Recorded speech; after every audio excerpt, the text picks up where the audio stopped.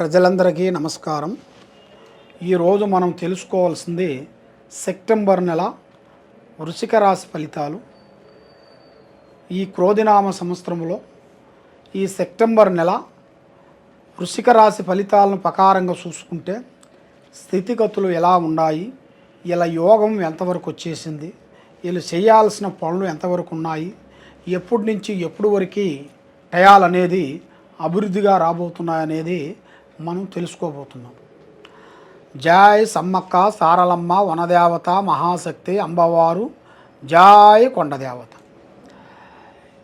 ఈ రాశి వాళ్ళకి విశాఖ నక్షత్రము 4 పాదములు, అనురాధ నక్షత్రము 2, 3, 4 పాదములు, జ్యేష్ఠ నక్షత్రము 1, 2, 3 పాదములు కలిస్తేనే ఈ వృశ్చిక రాశి ఫలితాలు.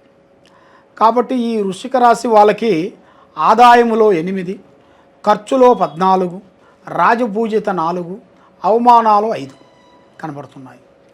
కాబట్టి ఈ రాశి వాళ్ళకి చాలా వరకు పెద్ద స్థాయిగా ఎదగాల్సిన కళలు కనబడుతున్నాయి. సినీ ఫీల్డ్ కానీ, రాజకీయ పరంగా కానీ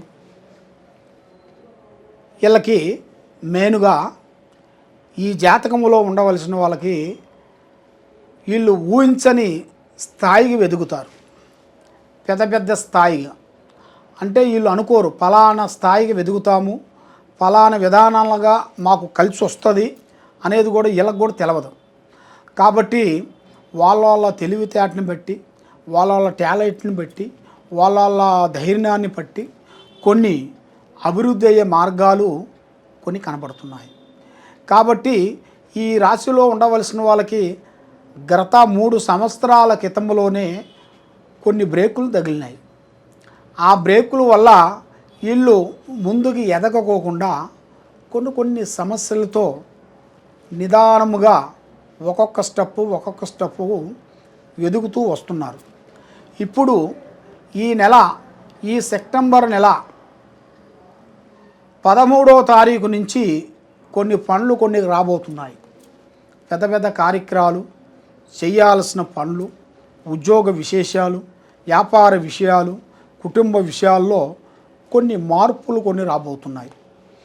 కొన్ని కళ్యాణాల విషయాలు, పెళ్ళిళ్ళు కొన్ని కావాల్సినవి, కొన్ని ఆటోమేటిక్గా పెద్దవాళ్ళు చెప్పినవి కాకోకుండా వీళ్ళ సొంత మూల్యంలో కొన్ని కావటం అవి అతి దగ్గరలో కనబడుతున్నాయి.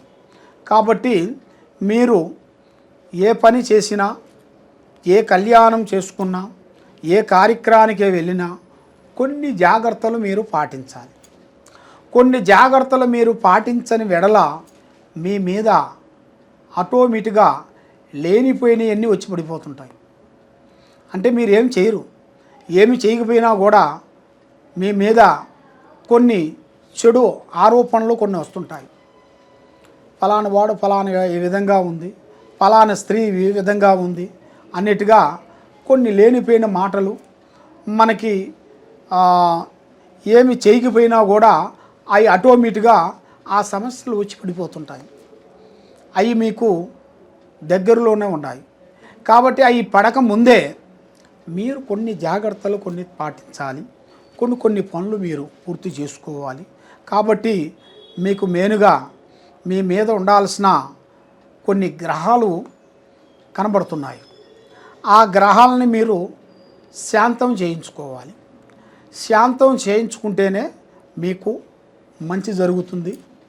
ఆరోగ్యంలో కానీ, ఉద్యోగంలో కానీ, కళ్యాణంలో కానీ, చదువులో కానీ, మీరు ఏ ఫీల్డ్ అయినా కానీ మీకు తప్పకుండా అభివృద్ధి పొందే యోగం అనేది కనబడుతుంది. కాబట్టి మీరు ఏ కార్యక్రమానికి వెళ్దాం అనుకుంటున్నారో, ఏ పని చేయాలనుకుంటున్నారో మీరు కుటుంబంలో కలిసిమెలిసి చేయాలి. సొంతం వల్ల మీకు కొన్ని బ్రేకులు రాబోతున్నాయి.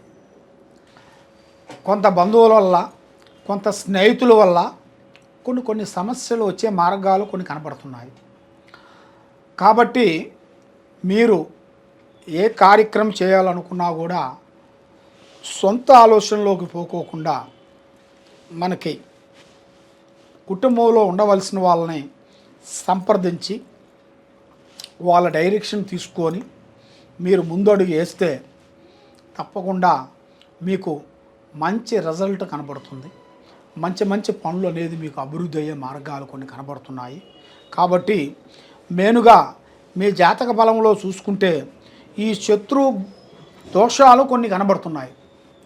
శత్రు దోషం, ఆ శత్రు దోషం వలన మీరు ఎంత పని చేయాలనుకున్నా కూడా ఏదో ఒకటి డిస్టర్బెంట్ అయిపోతుంటుంది మీకు. ఆ డిస్టర్బెంట్ కాకూడదు అనుకుంటే మీరు చేయాల్సింది అమ్మవారు పూజ చేయాలి.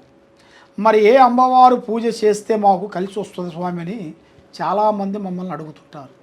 కాబట్టి మీరు చేయాల్సిన పూజ కార్యక్రమం ప్రకారంగా చూసుకుంటే మెయిన్గా ఆ అమ్మవారు మీరు చేయాల్సిన పూజ ఏమిటంటే మెయిన్గా ఆ దుర్గాదేవి, ఆ అమ్మవారు, ఆ వనదేవత, ఆ అమ్మవారు, ఆ సృష్టితో కలిగిన వారాహిణి మాత, శ్రీ వారాహిణి మాత, ఆ అమ్మవారు చాలా గొప్ప దేవత.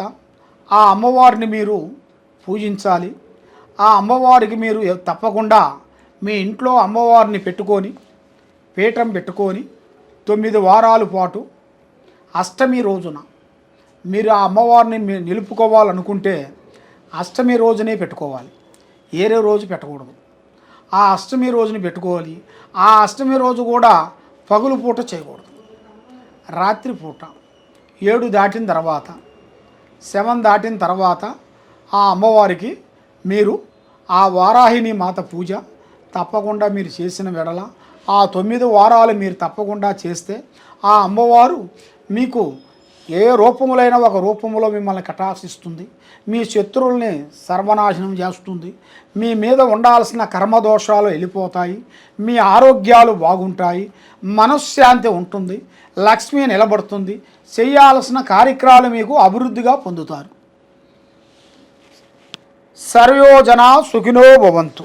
ఓం నమః శివాయ.